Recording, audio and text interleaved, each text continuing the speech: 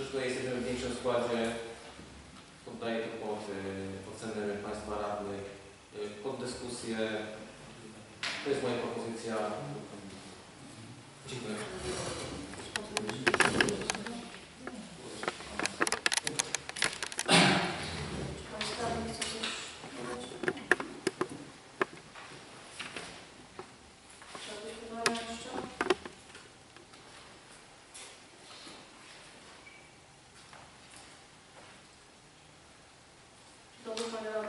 Wniosek formalny pana.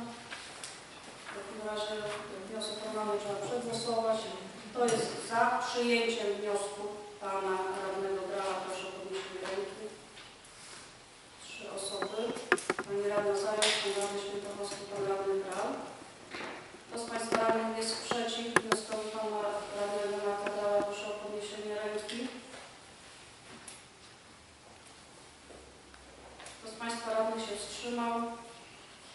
12 osób jest za odrzuceniem wniosku pana radnego Grała. W takim razie przechodzimy do głosowania przyjęcia uchwały budżetowej miasta i gminy na 2000. Pan radny, proszę, pan referendację, przepraszam. Przepraszam bardzo, być może, że nie dosłyszałem, ale jeszcze mam w materiałach autopoprawkę do projektu budżetu. Czy na ten temat była mowa? Tak, pana komisja. Tak. Tak, wszystko jest już raz. To jest raz autopoprawką. Właśnie w tej formule. Tak, proszę. Pan Marek, radny Gran, mówił, że wniósł autopoprawkę do budżetu, czyli członkowie komisji i radni mogą wnosić autopoprawkę do budżetu. Autopoprawkę może wnieść autor. Pan mógł zaproponować, autor projektu budżetu, czyli Pan burmistrz.